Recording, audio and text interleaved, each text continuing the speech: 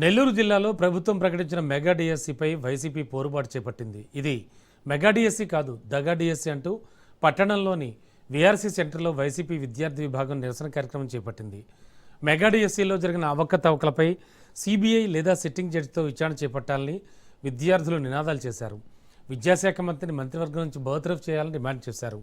Mega డిఎస్సిలో నష్టపోయిన నిరుద్యోగ యువతకు వైసీపీ అండగా ఉంటుందని భరోసా ఇచ్చారు.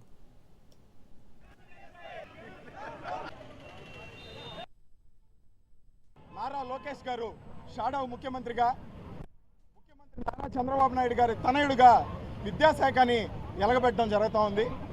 మరి రాజశేఖర్ రెడ్డి గారి దగ్గర నుంచి సంక్షేమం అభివృద్ధి ఏ విధంగా అయితే జగన్మోహన్ రెడ్డి గారు వారసత్వంగా తీసుకున్నారో, నారా చంద్రబాబు నాయుడు దగ్గర నుంచి మోసం చేయడం, మోసపూరిత వాగ్దానాలు ఇవ్వడం, అందరినీ నట్టేట ముంచడం వారసత్వంగా ఈరోజు నారా లోకేష్ గారు తీసుకున్నట్టు ప్రజలందరికీ కూడా అర్థమవుతున్న పరిస్థితి. ఎందుకయ్యా అంటే ఈరోజు గతంలో వైఎస్ జగన్మోహన్ రెడ్డి గారు ముఖ్యమంత్రిగా ఉన్నప్పుడు 6,100 పోస్టులతో డిఎస్సి రిలీజ్ చేయడం జరిగింది.